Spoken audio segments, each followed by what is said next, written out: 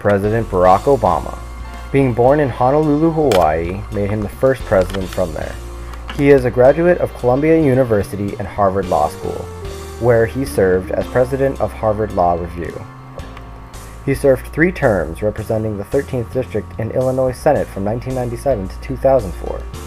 In 2004, Obama received national attention during his campaign with his victory in the March Democratic Party primary. He won his election with a vote from the Electoral College 365 to 173. Today, I say to you that the challenges we face are real. They are serious and they are many. They will not be met easily or in a short span of time. But know this, America, they will be met. Shortly after the inauguration, President Obama faced a tough situation. The Great Recession was significantly affecting America. Housing prices and stock market prices were falling in a large scale.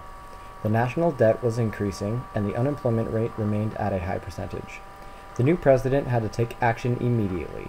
On February 17, 2009, Barack Obama signed the American Recovery and Reinvestment Act, usually referred to as the Stimulus or Recovery Act. It is a $787 billion economic stimulus package designated to help the economy recover from a deepening worldwide recession. The act includes increased federal spending for healthcare, infrastructure, education, various tax breaks, and incentives. America was slowly recovering from the Great Recession. More economic problems were hitting the vulnerable American economy. In 2011, the increasing deficit caught more attention than any other economic problems. A bitter political debate about the appropriate level of government spending and its consequential impact on the national debt and deficits created tension in the Congress. In order to resolve the problem, Obama signed the Bipartisan Budget Control Act on August 2, 2011. The legislation enforces limits on discretionary spending until 2021 and establishes a procedure to increase the debt limit. It also creates a Congressional Joint Select Committee on Deficit Reduction to propose further deficit reduction with a stated goal of achieving at least $1.5 trillion in budgetary savings over 10 years. Talking about President Obama, there is one thing that people definitely should not leave out. It is the healthcare reform, Obama's key campaign promise and top legislative goal. He proposed an expansion of health insurance coverage to cover the uninsured, to cap premium increases, and to allow people to retain their coverage when they leave or change jobs. However, it also includes a mandate that every American is required to buy healthcare insurance. This reform caused long-lasting debate in the Congress from 2008 to 2011. In both House and Congress, no Republicans voted to pass the act. On March 2010, Obama signed the Patient Protection and Affordable Care Act, widely known as Obamacare, into the law. Then the debate extended from the Congress to the common American citizens. One thing that I think is one of the biggest issues with Obamacare is that when it got implemented, a lot of areas, like here in New Hampshire, there's only one insurance company that controls the whole market. And whenever there's one company, they can set their own prices. So it becomes an issue that there's no competition in the marketplace. Among all the controversies, Obamacare faced several legal challenges based on the argument that an individual mandate requiring Americans to buy health insurance was unconstitutional. This issue was pushed into the Supreme Court. This famous case, National Federation of Independent Business versus Sibelius, was going to be a landmark in the process of healthcare reform. Finally, the court decided to uphold Congress's power to enact most provisions of Obamacare. By a vote of 5 to 4, the court upheld the individual mandate to buy health insurance as a constitutional exercise of Congress's taxing power. But the debates and controversies continue among Americans. On April 20, 2010, an explosion destroyed an offshore drilling rig at the Macondo prospect in the Gulf of Mexico, causing a major sustained oil leak. The well's operator, BP, initiated a containment and cleanup plan to stop the flow. Obama visited the Gulf, announced a federal investigation, and formed a bipartisan commission to recommend new safety standards for oil drilling. On May 27th, he announced a 6-month moratorium on new deep water drilling permits and leases, pending regulatory review. However, Some in the media and public expressed confusion and criticism over BP's reaction and stated a desire for even more involvement by Obama and the federal government, because multiple efforts by BP had failed. After the oil spill brought back the environmental issues, the shooting in Sandy Hook took people's attention back to gun control. On December 14, 2012, a man named Adam Lanza fatally shot 20 children and 6 adult staff members in a mass murder at Sandy Hook Elementary School in Newtown, Connecticut. 1 month after the shooting, President Obama signed 23 executive orders and outlined a series of sweeping proposals regarding gun control. He urged Congress to reintroduce an expired ban on military-style assault weapons, such as those used in several recent mass shootings. While the sadness brought by Sandy Hook shooting still remained inside the hearts of all Americans, a more outstanding and tragic event was slowly approaching. On April 15, 2013, 2 pressure cooker bombs exploded during the Boston Marathon at 2:49 p.m., killing 3 people, including an 8-year-old boy, and injuring an estimate of 264 others. The suspects were identified as Chechen brothers Zohar and Tamerlan Tsarnaev. Later in the day, the suspects allegedly killed an MIT officer and initiated an exchange of gunfire with the police in Watertown, Massachusetts. Tamerlan was shot several times and was pronounced dead at the scene, but his brother escaped. During the manhunt for the suspects, the public transportation system and business institutions were shut down. On April 18th, President Obama addressed an interfaith service at a Cathedral of the Holy Cross in Boston to honor the victims of the attacks. On April 19th, the other suspect was arrested. He said they were motivated by extremist Islamic beliefs and the war in Iraq and Afghanistan, and that they self-radicalized and unconnected to any outside terrorist groups. This group caused deep and wide emotional impact on Americans, especially the ones in Boston.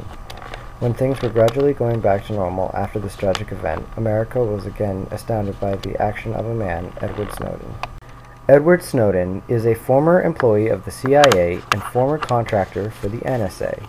In May 2013, Snowden flew from Hawaii to Hong Kong, where he met with journalists Glenn Greenwald and Laura Poitras, and released numerous secret documents to them.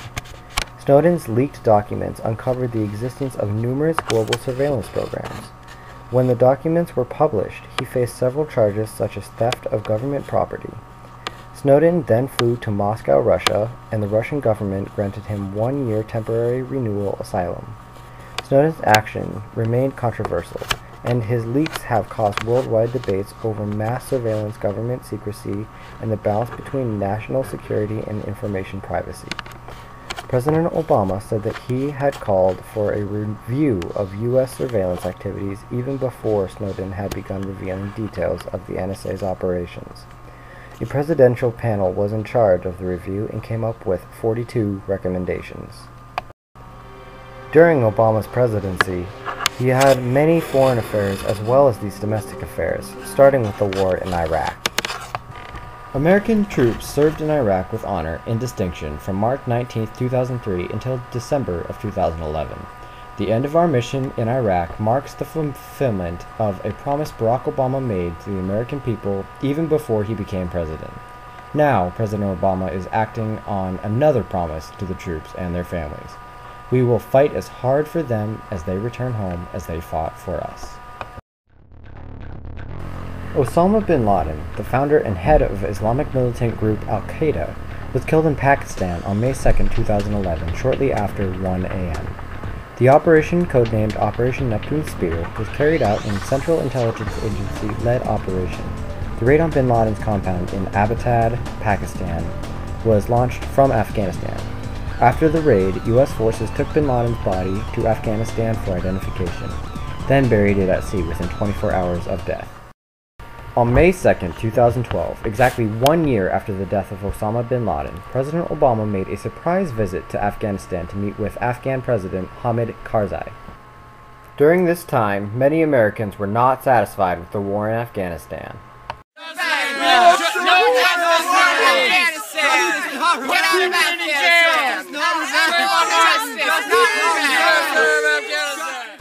In a speech to American troops several hours later at the Bagram Air Base, President Obama announced that the U.S. Air Force would end combat operations in Afghanistan by the end of 2012 and hand off security control to Afghani forces by 2014.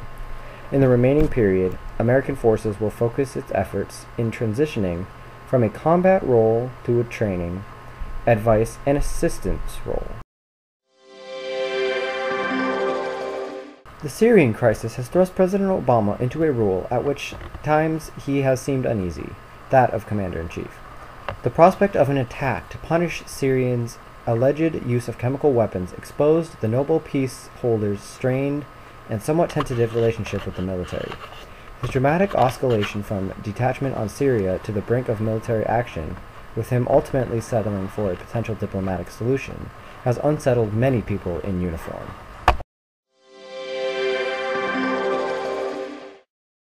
President Obama defended the American-led military assault in Libya, saying it was in the national interest of the United States to stop a potential massacre that would have stained the conscience of the world. In the first major address since ordering American airstrikes on the forces and artillery of Colonel Muammar al-Gaddafi, Mr. Obama emphasized that the United States' role in the assault would be limited, but said that America had the responsibility and the international backing to stop what he characterized as a looming genocide in the Libyan city of Benghazi.